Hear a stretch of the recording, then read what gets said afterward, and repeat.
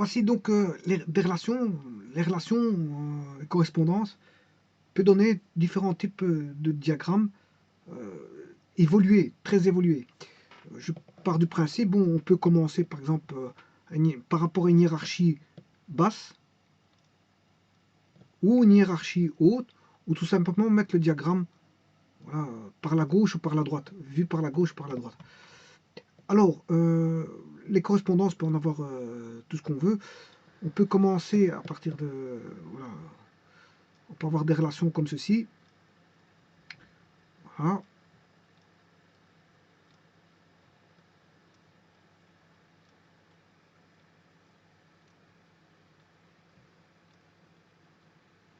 Là, vous avez vite un diagramme en arc qui apparaît.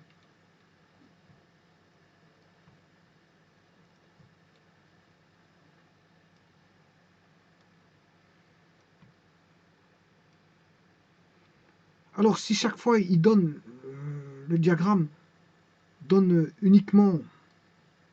Voilà, donc c'est un diagramme ici, vous voyez la relation. Hein.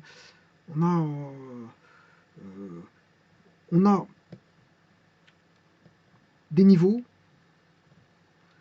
Voilà, ici il est sur 3 niveaux. Le niveau de départ, il est là. Donc on a un diagramme fléché. Ça veut dire que par exemple l'élément x1 ben, peut donner x2, x3 et x4. Pendant qu'x2 donne x5, x6, on aura x2 va donner x5 sur un niveau supérieur, x5, x6, x7, eh bien, x2 va donner aussi x8.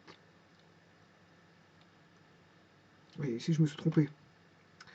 Je vais un peu trop vite.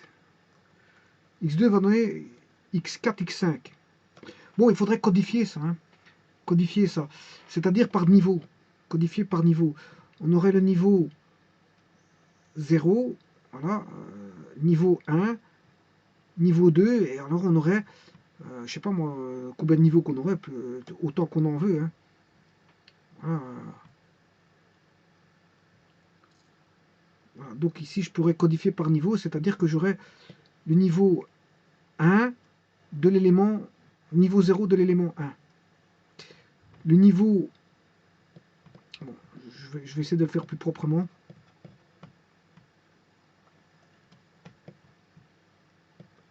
Alors, je peux le voir en montant ou en descendant. Bon, je peux le faire en descendant. Alors, si on a à chaque fois deux branches, c'est un arbre binaire. Hein. Si chaque fois ça donne deux branches, ça donne un arbre binaire. Bon, ici, c'est un arbre quelconque.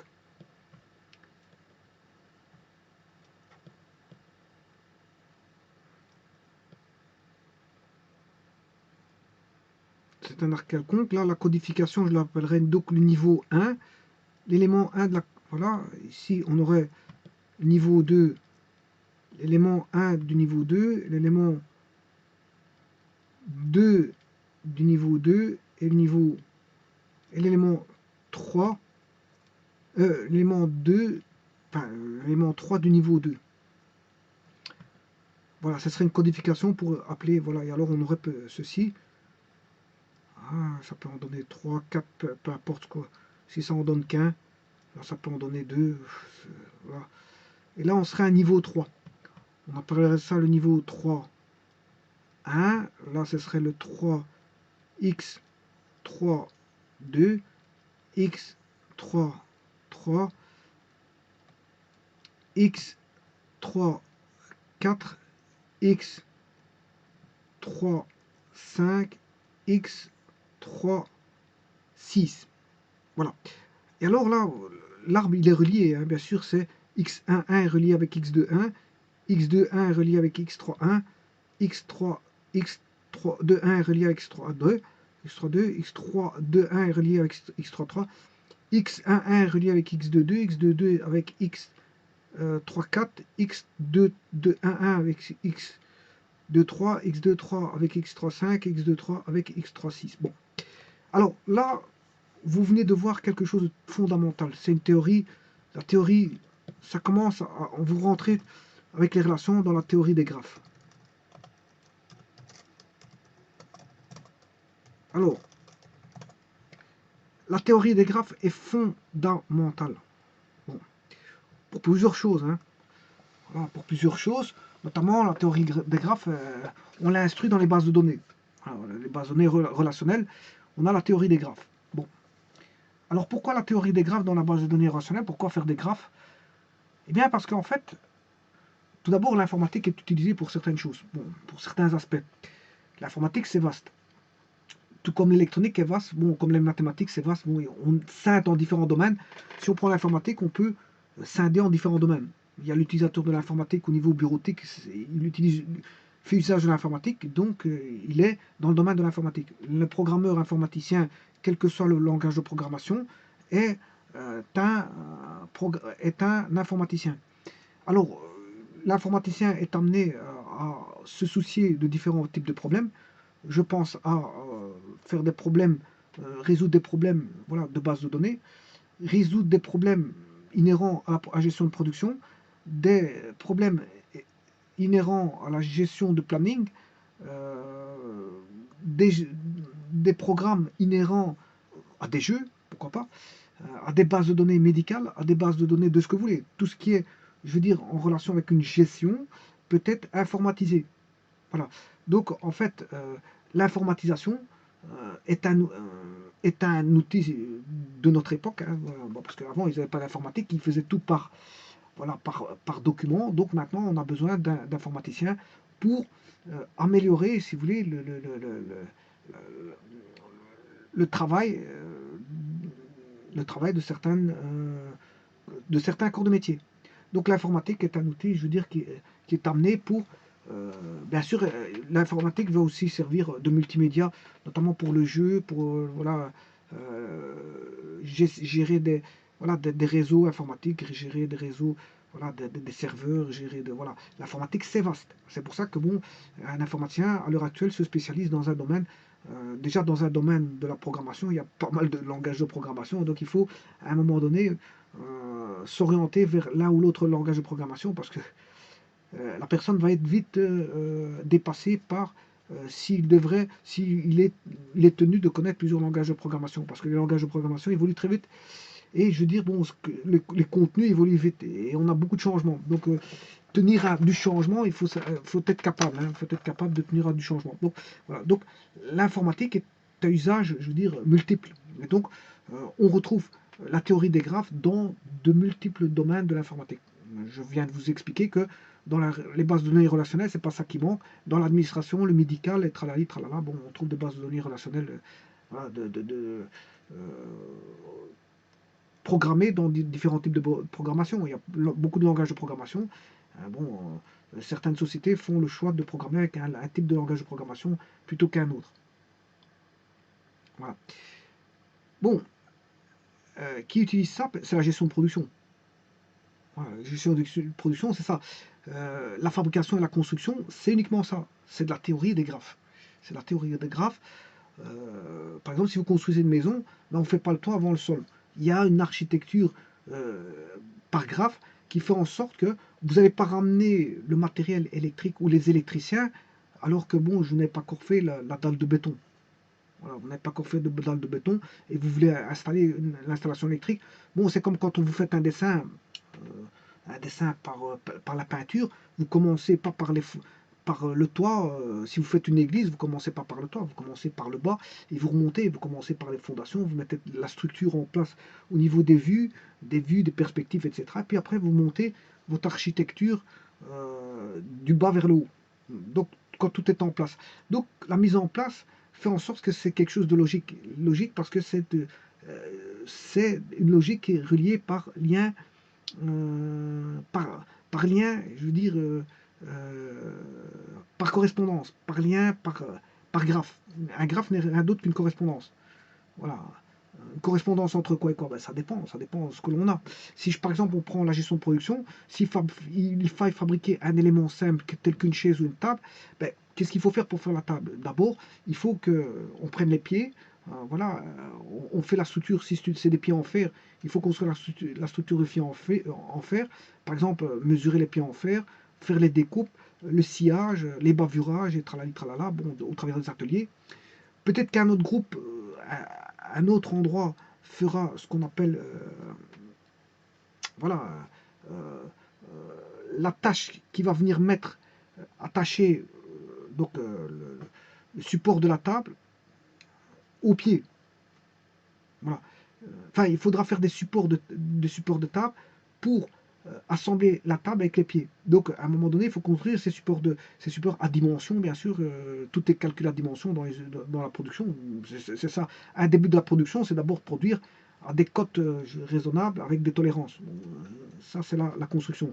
Que ce soit la construction d'immeubles, de ce que vous voulez, tout est mesuré avec des tolérances qu'on va tolérer, bon, des petites erreurs ou des marges d'erreur euh, positives, négatives. Bon, et en mécanique, voilà, on peut aller au millième, au millionième, ça dépend. Voilà, ça dépend ce qu'on veut construire. Voilà, voilà, ça dépend ce qu'on veut construire. Donc, tout ce qui est montage automobile, tout ce qui est montage automobile, montage de camions, de motos, de motocyclettes, tout ce qui est fabrication de quoi que ce soit fait, est fait par une architecture en graphe, tel que celui-ci. Bien sûr, et qu'est-ce qui va être géré par ça? Ben, par l'informatique. Donc, l'informatique permet l'usage des graphes par l'interconnexion, si vous voulez, voilà, bon, soit par des tables, bon, il n'y a pas que des tables, hein, on peut relier des fichiers, des tables entre, enfin, une table c'est déjà un fichier en soi, on peut relier des tables, voilà, de base de données, on peut relier des fichiers, on peut relier des données entre elles pour pouvoir faire des calculs, par exemple, de gestion de production. Donc, le lien existe, je veux dire, en production, et on peut, voilà, euh, faire des liaisons comme ceci pour voir quoi? Mais pour voir les timings. Les timings, voilà, par exemple, si je prends le logiciel Microsoft Project, il existe des logiciels de projet dans beaucoup de ce qu'on appelle des ERP, voilà, utilisent des gestionnaires comment on appelle ça, de projets. Ils ont intégré des gestionnaires de projet. Donc, vous pouvez gérer un projet dans le sens où vous pouvez gérer justement des liaisons comme ceci. Des liaisons, à savoir qui doit faire quoi en premier, quand est-ce que le temps, quand est-ce qu'on aura par exemple un approvisionnement de tel produit par rapport à un timing donné, par rapport à son antécédent. Voilà. Si l'antécédent a déjà produit, il faut que voilà, le produit soit déjà présent parce que l'antécédent a déjà produit. Donc c'est une histoire d'antécédent et, on va dire, d'antécédent et de suivant. Par exemple, je prends un exemple ici. Supposons que je prenne un cas dans la fabrication, je peux prendre un cas informatique. Hein. Je peux prendre ce que je veux voilà, parce que cette architecture-là, on la retrouve tous les jours. Vous construisez une habitation, c'est ça. Vous construisez un building, c'est ça. Vous allez en usine faire de la fabrication, on va vous mettre à un poste parmi les X, là. Vous serez à un poste X, soit en X2.3, soit en X2.2, soit en X3.5. Vous allez avoir un poste pour fabriquer quelque chose ou pour approvisionner quelque chose. Alors, et là, c'est une question de délai pour avoir une gestion, dire, la plus... euh, Bon, maintenant, en production, c'est pas ça. Hein. C'est dans le sens inverse. Bon, je vais faire une petite gestion de production ici, par graphe, parce que c'est dans le sens inverse, c'est la production. Voilà. Et donc, les niveaux bas, voilà.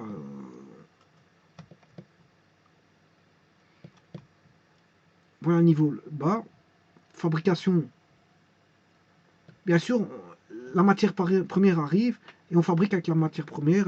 Fabriquer, c'est usiner, couler. Bon, c'est toutes les actions qui permettent, veut dire, de forger un métal s'il s'agit d'un métal ou de forger, euh, de, de donner un profil à- à du bois, à du fer, à ce que vous voulez comme métaux. Voilà, donc ça, c'est la fabrication. Mais chacun a son poste de travail, chacun a son, voilà, c'est ce qu'il doit faire. Bon, supposons que, voilà, là, on a une pièce fabriquée de niveau 1, Là, c'est la pièce qui doit être fabriquée en niveau 1 que j'appelle 2. Voilà. Ces deux pièces-là sont associées euh, pour fabriquer une pièce fabriquée. Donc il faut monter PF11, PF12. Et là, on a monté. Peut-être qu'il faut rajouter quelque chose. Pourquoi pas. Et là, on sera en PF21 par exemple. Voilà. Donc, pour les avions, c'est comme ça. Hein, mais bon, c'est tellement immense. Les graphes dans les avions que bon, bon, il y a des millions de pièces. Hein. C'est des millions de pièces dans un avion. Voilà, alors supposons qu'ici, je fabrique, voilà, ces trois-là fabriquent, là, on a toujours une pièce fabriquée 1,3, pièce fabriquée 1,4, pièce fabriquée 1,5. Bon. Celui-ci va donner une pièce fabriquée 3, enfin 2,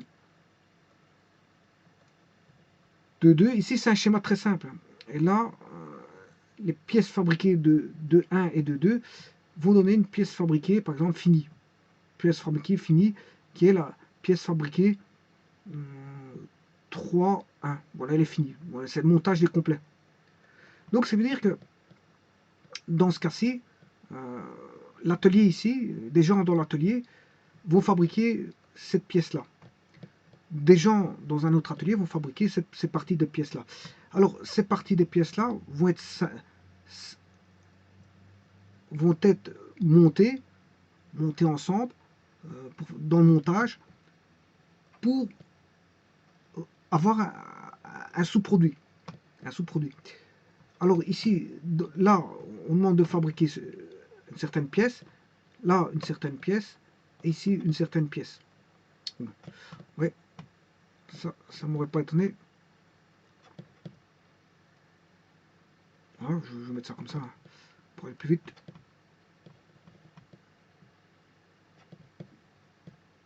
Voilà, et là, on demande une fabrication de certaines pièces, et PF1, PF1.3, PF1.4, PF1.5, bon, toutes ces pièces fabriquées là vont pouvoir être montées dans un atelier pour fabriquer voilà,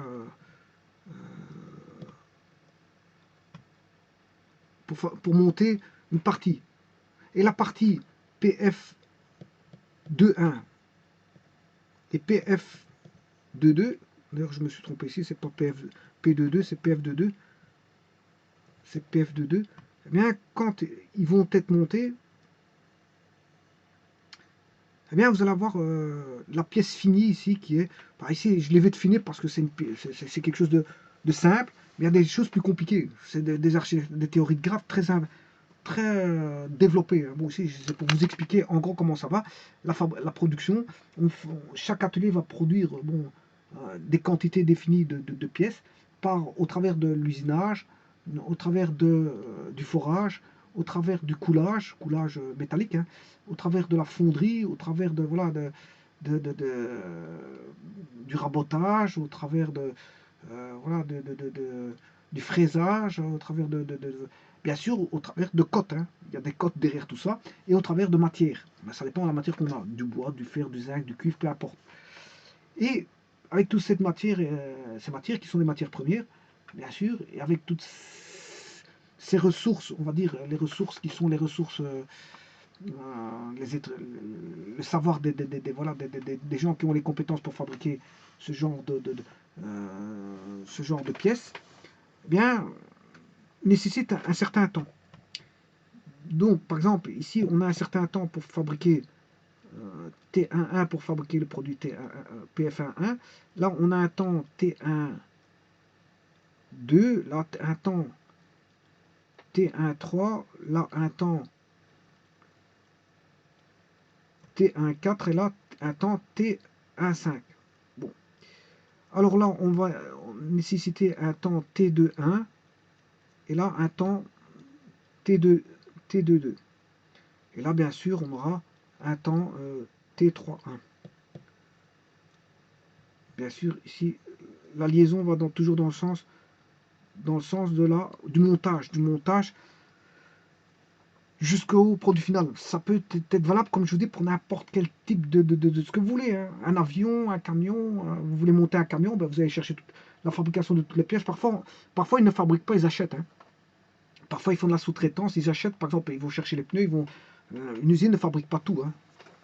Bon, les usines de montage, par exemple, ne font que du montage. Bon, ils vont aller chercher des pièces, ils vont acheter un alternateur, une batterie par-ci, une batterie, des pneus. Voilà, et eux, ils vont s'occuper. Bon, maintenant, une usine de montage fabrique quand même la coque. Généralement, ils fabriquent la coque. Bon, ils font de l'emboutissage de coque. Voilà. L'emboutir, c'est pour avoir la forme.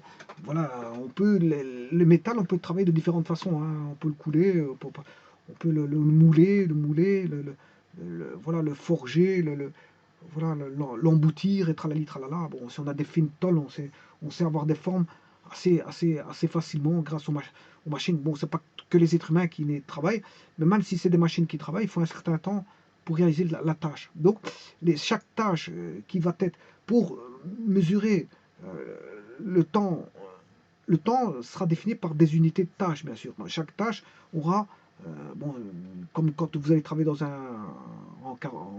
en mécanique, hein, si on vous dit de faire ce travail-là, il y a des tarifaires. Les tarifaires, si on vous dit que pour monter, je sais pas moi, un pneu, il faut autant de temps, ben, il faut respecter le temps qu'il y a dans le tarifaire. Si vous dépassez ce temps-là, ben, vous n'êtes plus dans, voilà, dans la tolérance de temps qui vous est donné. Donc il faudra peut-être justifier par voilà, dans un voilà, comment on appelle ça, un rapport, pourquoi vous avez dépassé le timing pour la réalisation de telles tâches qui nécessitent par des gens qui ont mesuré le temps pour faire un tel travail, une telle tâche, ils ont mesuré un certain temps. Donc, dans le tarifaire, vous devez respecter le temps normalement qui est donné dans le tarifaire. Si vous outrepassez ce temps-là, ben, il faudra justifier pourquoi vous avez dépassé ce temps-là. Parce que voilà, tout est une question de timing et que, je veux dire, chaque tâche doit être réalisée dans les temps. Dans les temps. Donc, mais il n'y a pas que la réalisation des tâches qui doit être réalisée dans les temps, c'est aussi la réception des marchandises.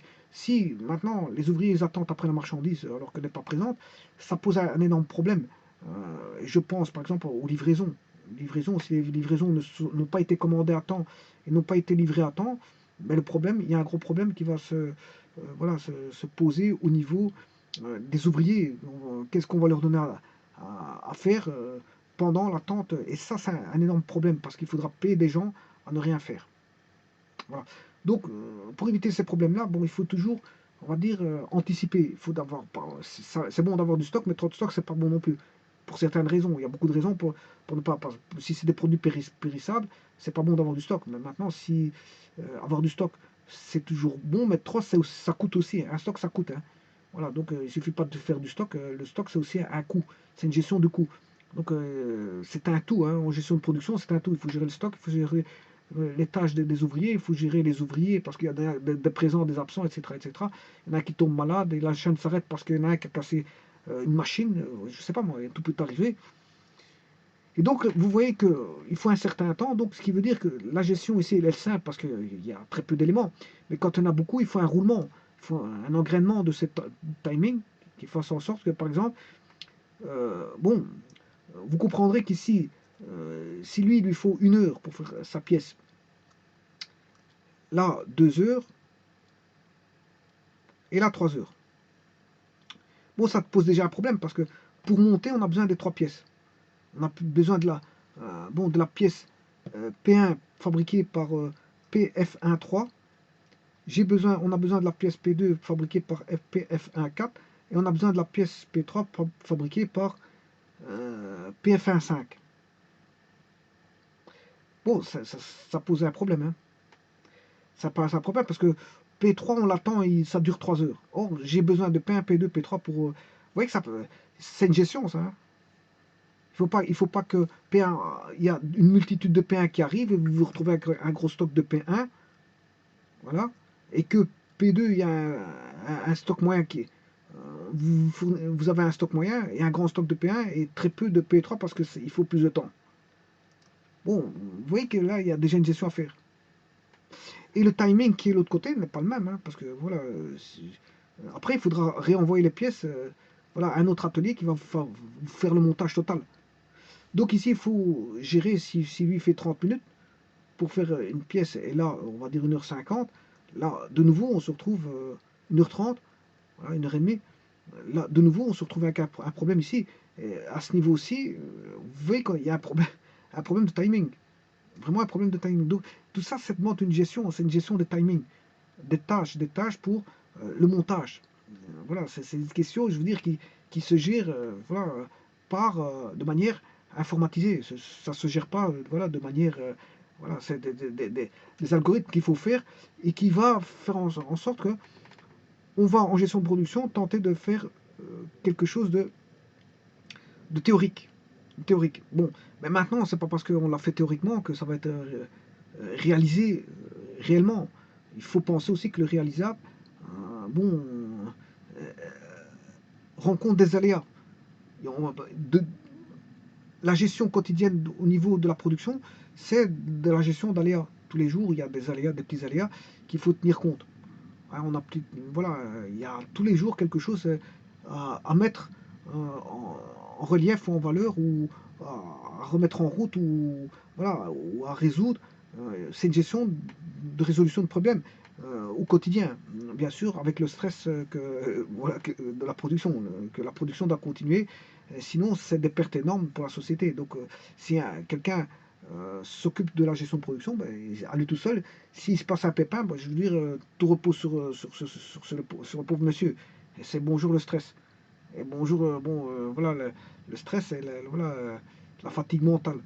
Donc ça, il doit gérer les ouvriers, il doit gérer, bon, peut-être, et la gestion de production. Parce que gérer la gestion de production, c'est d'abord gérer les hommes, c'est-à-dire la mise en place des hommes et voir si chacun des hommes respecte leur timing et s'ils travaillent réellement. Parce que parfois, un timing n'est pas respecté parce qu'il y a peut-être eu des petits soucis, mais parfois il y a des timings qui ne sont pas respectés parce que les personnes ne travaillent pas comme convenu, c'est-à-dire ne travaillent pas avec un certain rythme de travail, avec une certaine voilà, vitesse de travail, parce qu'en fait, pour plusieurs raisons.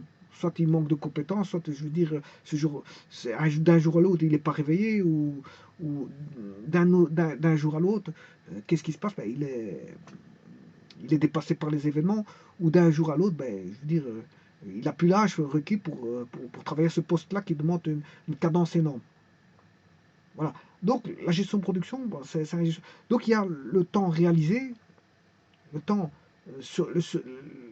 surveiller le temps théorique, mais c'est pas un tout, parce que bon, c'est bien les logiciels qui calculent tout ce qu'on veut avec voilà, mais c'est bien sûr que c'est un temps ça, théorique.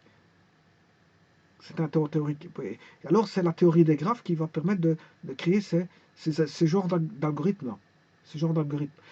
Et donc, à ce moment-là, qu'est-ce qu'on peut se dire? Ben, comment peut-on faire pour améliorer via des algorithmes la gestion de production au niveau des ressources, au niveau des tâches à réaliser, au niveau des hommes, parce qu'il n'y a pas que des tâches à réaliser, il faut aussi motiver les hommes et c'est de voir qu'est-ce qui se passe au niveau des hommes quand il y a un problème. Est-ce que c'est un problème relatif à plusieurs personnes, à un groupe, une personne? Voilà, et là on fait un audit et on regarde, bon, si c'est continuel, le problème, on fait des audits au niveau de la production et on regarde où, où se trouve le principal problème qui est par exemple récurrent, un problème récurrent, on tente de le résoudre. Maintenant, s'il y a une personne qui n'est pas apte à répondre à un poste de travail, ben, on change de poste de travail pour le motiver et le mettre ailleurs et voir ce qu'il en est. Ben maintenant, si ce monsieur-là, vous le mettez dans tous les postes et ça ne va pas, bon, je crois qu'il n'a pas sa place dans l'entreprise. Hein. Voilà. Bon, maintenant, voilà, c'est la compétence. On demande de la compétence, ok, mais peut-être que le poste, la, la compétence ne suffit pas. Maintenant, il faut aussi motiver les personnes. C'est comme une équipe de football. Hein. Si vous n'êtes pas derrière, je veux dire, les, les- les- les- les- le personnel, qu'est-ce qui va se passer? Ben, vous n'aurez pas le rendement si vous ne faites pas voilà, voilà, des petites sorties dans les ateliers pour montrer que vous êtes là en tant que chef et de faire savoir que le travail n'avance pas. Voilà, donc vous voyez que euh, la gestion de production, ben, c'est une gestion des ressources, une gestion des êtres humains, parce qu'en plus de ça, les êtres humains, il faut les payer. C'est pas des. Bon, les machines utilisent des ressources comme par exemple, je sais pas moi, l'essence, le diesel, l'électricité, des forces motrices électriques. Euh, enfin, on peut avoir des machines avec toutes autres ressources. Là, on paie les ressources. Les temps de fonctionnement sont voilà, les ressources plus le calcul de comment, enfin, l'amortissement des machines. Par contre, un être humain, il faut payer les heures, hein, ça se paye à l'heure. Donc, s'il a travaillé autant d'heures, il faut payer autant d'heures. Donc, s'il a, pour le poste 1, enfin, pour le poste PF11, s'il y a 10 personnes qui ont travaillé pendant 20 heures, et chacun avec un salaire différent, ben, il faut calculer voilà, le nombre d'heures prestées par chacune des personnes et le coût horaire de chaque personne. Et donc là, vous allez faire vite un calcul voilà, de traitement du coût, voilà, du du coût financier au niveau uniquement des hommes. Alors maintenant, on peut calculer le coût, le coût financier voilà, des ressources machines avec l'électricité. Hein.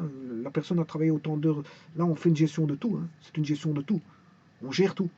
Combien coûte le poste en éclairant. D'ailleurs, quand un travailleur est à son poste, il doit avoir un bon éclairage. Or, s'il faut un bon éclairage partout, mais ça va demander une consommation électrique. Maintenant, quoi qu'il y a des éclairages un peu spécifiques qui consomment moins, mais malgré tout, il faut quand même un bon éclairage par poste. Voilà, l'usage de l'électricité par poste pourrait être coûteux d'un poste à l'autre.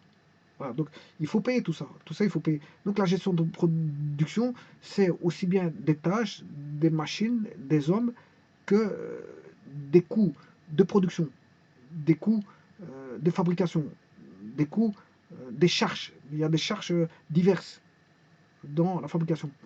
Donc le tout, c'est de minimiser bien sûr les coûts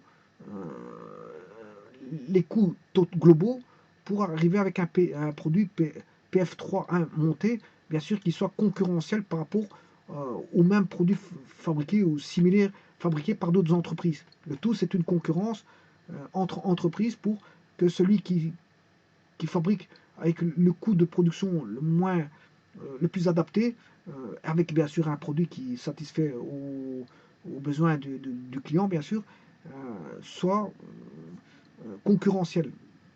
Concurrentiel. Bon, maintenant, je m'excuse de le dire, je m'excuse de dire ça, mais à l'heure actuelle, si vous utilisez des robots, les robots feront l'affaire. Hein. Un investissement par poste machine qui est répétitif, le robot ne tombera rarement malade, quoi qu'il faut de temps en temps. Il peut tomber une fois en panne, oui, d'accord, mais pas à une fréquence telle que les êtres humains l'ont. Hein. Bon, quand il y a un virus, il y a tout le monde qui tombe malade. Il y a le virus de la grippe, tout le monde est malade. Il y a, je sais pas moi, quelqu'un a chopé une bactérie, 3 jours après, il y en a 4-5 qui ont chopé la bactérie. Voilà. Euh, voilà, ou quelqu'un, deux, trois personnes sont, voilà, moralement bas, bon, elles vont peut-être transmettre leur morale bas à d'autres personnes qui vont déprimer, qui ne viendront plus non plus. Ils vont se retrouver à 5 à ne pas venir. Et voilà, ça il faudra trouver des personnes voilà, qui savent faire le travail qui est au poste fait par des personnes qui travaillent habituellement sur ces postes-là. Il faudra aller chercher des personnes bon, qui ne sont pas habituées et donc qui auront de facto un rendement moindre. Parce que pour attraper un rendement, il faut un certain temps. Vous n'allez pas mettre une personne le premier jour avec du savoir-faire, elle n'aura pas le rendement. C'est normal, elle n'a pas forcément les compétences avec le rendement qui va avec. Peut-être qu'elle a des compétences, mais pas avec le rendement qui va avec. Voilà, donc vous allez ramener de nouvelles personnes, oui, elle va travailler, mais pas. Là, ça va peser euh, sur sur la, le poste, sur le poste même. Il prendra un peu plus de temps. Donc de facto, ça va se répercuter sur le temps de production euh, du, du, du, produit à fabriquer dans l'atelier où se trouve la personne nouvelle ou remplaçante. Voilà, donc en fait, je faisais ça pourquoi? Parce que en mathématiques, il y a les relations. On peut avoir des relations binaires, là c'est de 2 à 2. Hein. Chaque fois, une relation en donne 2. Mais si c'est une relation euh, au travers d'un arbre qui n'est pas forcément binaire, hein, c'est un arbre tout court, mais on a des relations antécédent, c'est-à-dire que le produit F2.1 dépendra de PF1.1 et PF1.2. Voilà. PF2.2 dépendra de PF1.3, PF1.4 et PF1.5. Bon, si le produit PF1.5 n'est pas encore fabriqué, qu'on a fabriqué PF1.3 et PF1.4, bon, PF1.5 est en attente pour le montage. Hein. Vous voyez que le précédent, le suivant, est dépendant du précédent. Il y a le prédécesseur, enfin prédécesseur c'est plutôt pour les êtres humains, il y a le successeur et le prédécesseur.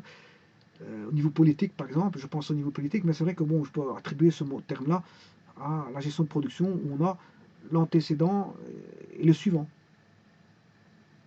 Alors le suivant de PF2.2, c'est PF3.1. Le suivant de PF2.2, c'est PF3.1. Et le précédent, c'est PF1.3, PF1.4, PF1.5.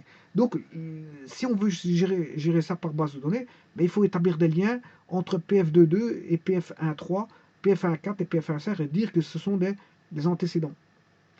Alors, PF2.2 doit être lié à PF3.1 et dire que c'est un suivant. Et ça, c'est possible en informatique, tout est possible. C'est ce qu'on appelle la théorie de graphe. La théorie de graphe s'attelle à ça, à faire des liaisons. Comment faire des liaisons de tel schéma pour les avoir au niveau informatique. Et donc, une fois qu'on a ça sur le schéma informatique, ben, on peut gérer tout ce qu'on veut. Gestion de production, gestion des approvisionnements par camion, gestion de... parce que c'est tout des diagrammes comme ça. Gestion des approvisionnements par camion, gestion de ce qu'on veut. De ce qu'on veut. Mais maintenant, il existe des bases de données relationnelles, donc c'est déjà plus... On peut le faire aussi par Excel. Hein. Par Excel, mais à ce moment, il faut la programmation VBA. VBA pour pouvoir faire voilà, des connexions comme ceci. On peut le faire par VBA ou tout autre langage de programmation voilà, qui permet de faire ça. Tous les langages de programmation ont des outils directs, qui permettent de faire de la théorie des graphes. Hein. Il ne faut pas aller chercher très loin pour faire une liaison. Bon, la liaison, on connaît depuis très longtemps. Il ne faut pas réinventer le monde.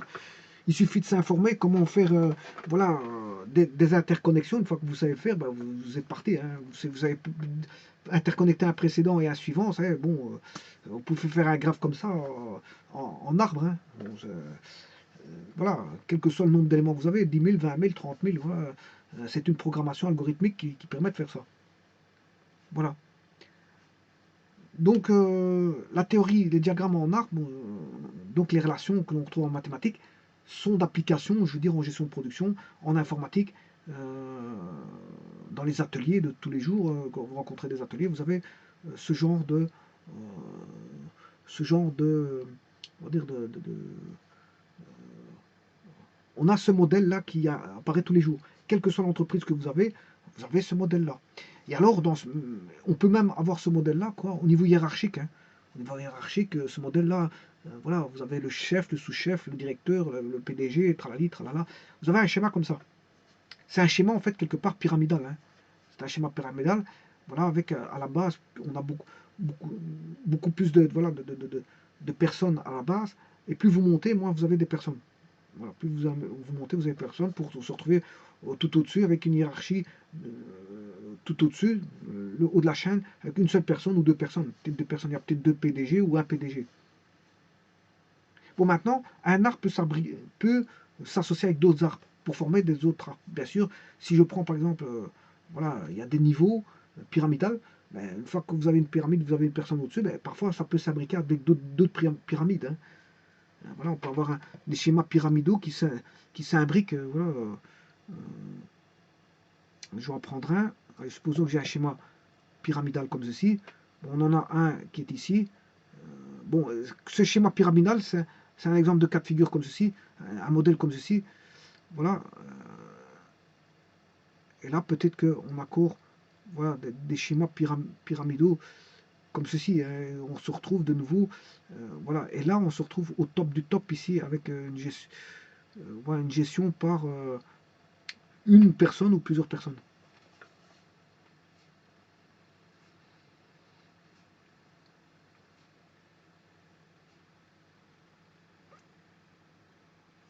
Voilà. Donc, la théorie des relations, c'est pas ça qui manque. On peut même retrouver ça dans la nature. La nature, voilà, mais la nature, elle fait le schéma inverse. On verrait plutôt ça. Dans la nature, c'est plutôt le schéma inverse.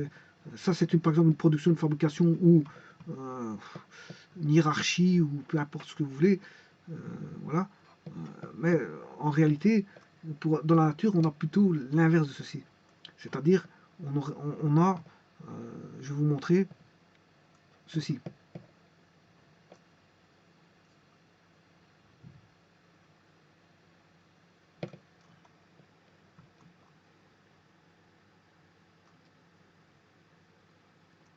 Voilà. Dans la nature, on a plutôt quelque chose qui va plutôt en se développant. La nature développe. Par exemple, je pense aux fleurs, voilà. Euh, la nature se développe dans ce sens-là. Bon, maintenant, un arbre peut être autrement, hein, vu autrement. Un arbre peut être comme ceci. Voilà. Je vais réduire